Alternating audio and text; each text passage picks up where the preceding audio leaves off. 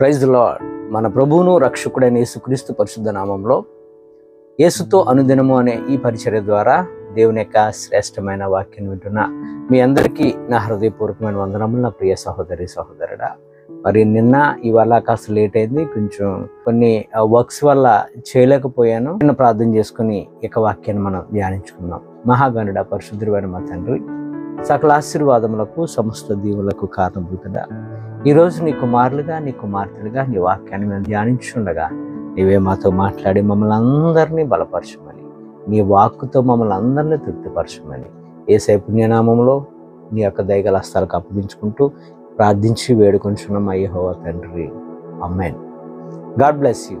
దేవుడు ఈరోజు మనతో మాట్లాడుతున్న మాట ఏంటంటే, మనం ప్రతిరోజు కూడా దేవుడు ఆయా భక్తులతో, ఆయనతో నడిచిన వారితో, ఆయనకు దగ్గరగా ఉండి దేవుని యొక్క కృపను పొందుకున్న వారి గురించి బైబిల్లో నుంచి కొంతమంది వ్యక్తుల గురించి మనం మాట్లాడుకుంటూ ఉన్నాము.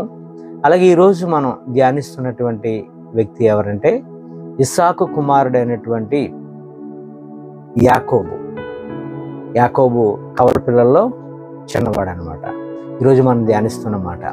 యాకోబుతో దేవుడు ఎన్నో మార్లు ఎన్నో విషయాలతో మాట్లాడుతూనే ఉన్నాడు. యాకోబుతో చాలాసార్లు చాలా సందర్భాల్లో దేవుడు మాట్లాడి యాకోబును బలపరిచిన విధానాన్ని మనకు తెలుసు. అయినప్పటికీ కూడా ఒకసారి మనం యాకోబు గురించి చిన్న ఇంట్రడక్షన్ రీక్యాప్ చేసుకుని మనం ముందుకు వెళ్దాం. యాకోబు ఇస్సాకు రెబెకాల యొక్క కవల పిల్లల్లో చిన్నవాడు. పెద్దవాడి పేరు యాసావు. అతని మడిమను పట్టుకొని పుట్టినటువంటి వాడు యాకోబు. యాకోబు అనే మాటకు అర్థం ఏంటంటే మోసకరమైన వ్యక్తి అని, మోసగాడని అర్థం వస్తుంది. యాకోబు అంటే మోసగాడనే కాదు, మరొక అర్థం ఏంటంటే పట్టుదల కలిగిన వాడని కూడా అర్థము కొన్ని చరిత్రలో యాకోబు గురించి రాయబడి ఉంది.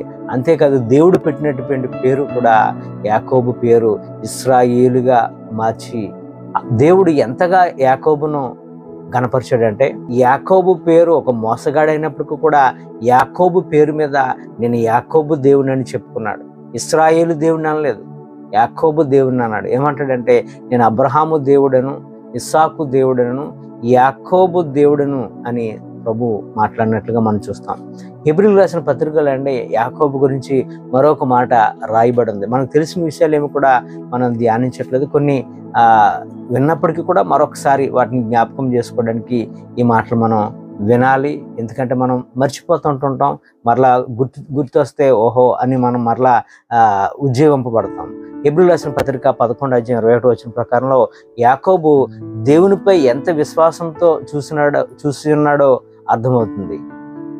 అవసాన కాలమందు అంటే మరణకరమైన పరిస్థితుల్లో, లేవలేని పరిస్థితుల్లో యోసేపు కుమారులను ఆశీర్వదించిన విధానంలో తన చేతికర్ర మీద ఆధారపడిన వాడు. ఇక్కడ చేతికర్ర ఎవరు అనేది మనం చూసినట్లయితే దేవుడైన యేసయ్య మీద ప్రతి విషయంలో కూడా ఆధారపడి ఉన్నవాడు యాకోబు అని చూడొచ్చు. యాకోబునకు చేతికర్ర సహాయము యేసయ్యే. అలాగే దేవునిపై అంతగా ఆధారపడ్డాడు యాకోబు.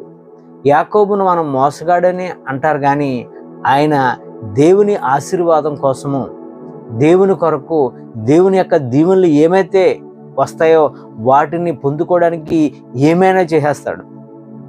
చివరికి తన ఇష్టంగా వండుకున్నటువంటి చిక్కుడికాయ కూరను కూడా దేవుని యొక్క ఆశీర్వాదం కొరకు ఏం చేశాడండి? యాసావుకు అమ్మేలేదా? దేవుని కొరకు యాకోబు ఏమైనా చేయగలడు. తిండిని చూడడు. దేవుని యొద్ద నుండి ఏదైనా వస్తుందంటే ప్రతి దాన్ని కూడా వదులుకోవడానికి ఇష్టపడేవాడు యాకోబు. యాకోబు మరలా ఎంతటి రిస్క్ చేశాడంటే అది చాలా పెద్ద రిస్క్. ఏంటి అంటే, తన తల్లి సహాయంతో మరి తండ్రి అయిన ఇస్సాకు యొద్ద నుంచి దీవెనలు పొందుకునేటప్పుడు అన్న వేషం వేసుకుని వెళ్ళటం అది ఎంత రిస్క్ అంటే, ఒకవేళ పొరపాటున ఇస్సాకు కానీ నువ్వు మారు వేషం వేసుకుని వచ్చావు మాట్లాడతావని దీవెనలకు బదులు శాపం రావచ్చు, శాపం పెట్టేచ్చేమో కోపంతో. అంత రిస్క్ చేశాడు. ఎందుకంటే ఆశీర్వాదం వస్తుందంటే రిస్క్ను కూడా ఆయన భరించడానికి సిద్ధమైపోయాడు. అంతగా దేవుని కొరకు పట్టుదలతో ఉన్న వ్యక్తి అని యాకోబు గురించి మనం చూడొచ్చు. మరి దేవుడు యాకోబుతో ఏమో మాట్లాడాడని చూసినట్లయితే యాకోబుతో చాలా విషయాలు మాట్లాడారు. మనం చెప్పుకోవడానికి టైం సరిపోదు కాబట్టి కొన్ని విషయాలు, ఒక 4 విషయాలు మాట్లాడుకొని మనం మాటలు ముగించుకుందాం.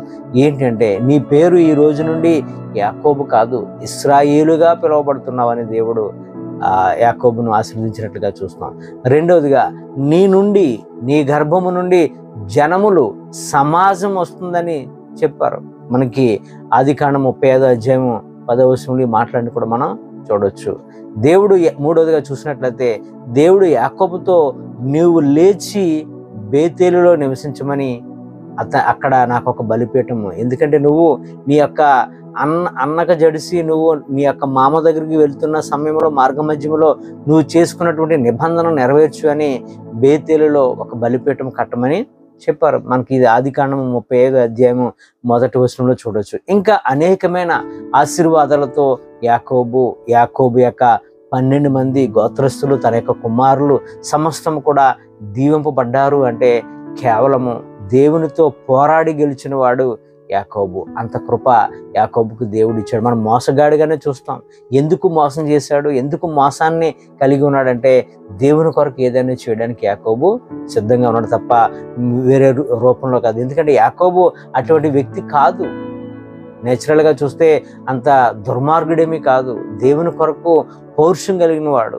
దేవుని నుంచి ఏదైనా వస్తుందంటే ఏదైనా చేయడానికి సిద్ధమైన వాడు. కనుక యాకోబు నుంచి మనం ఎన్నో మాటలు మనం కూడా దేవుని కొరకు మనం పౌరుషం కలిగి, ఆయన నీతిమంతుడు కనుక మనము నీతిమంతులుగా, ఆయన పరిశుద్ధుడు కనుక మనము పరిశుద్ధంగా జీవించే ధన్యత మనం కలిగి ఉండాలని ఈ మాటలను బట్టి మీకు తెలియజేస్తున్నాను. ఈ కొద్ది మాటలు దేవుడు మనందరి జీవితంలో ఆశీర్వదించి ఫలింపచేయును గాక. ఆమేన్.